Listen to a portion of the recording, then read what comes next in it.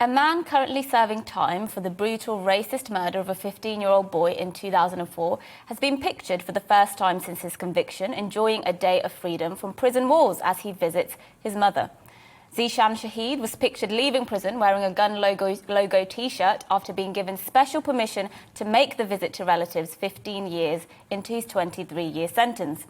Now let's remind ourselves what kind of a monster this man is. Zeeshan Shahid was part of a Pakistani gang that abducted white teenager Chris Donald in Glasgow 17 years ago.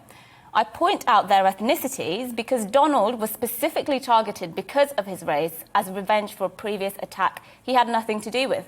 The case was the first ever conviction for racially motivated murder in Scotland.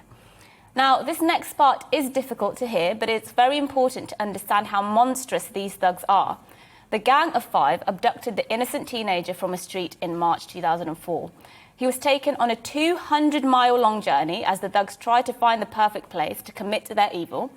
When they eventually settled on a location, they embarked on a sadistic session of the most vile torture.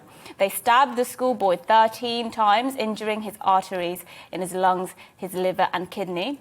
Then, as he lay bleeding to death, they doused him in petrol and set him on fire, leaving the teen to die a brutal death.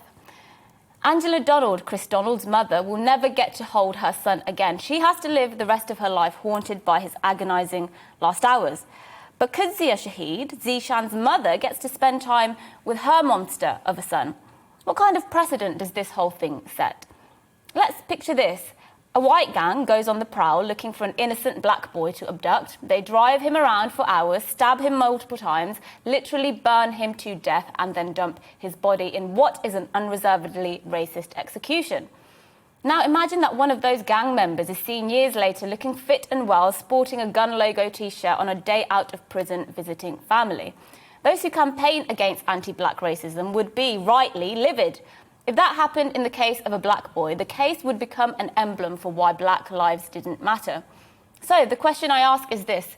In a case like this, how can we morally justify this kind of leniency? How can any justice system, any court, any judge on this island countenance this?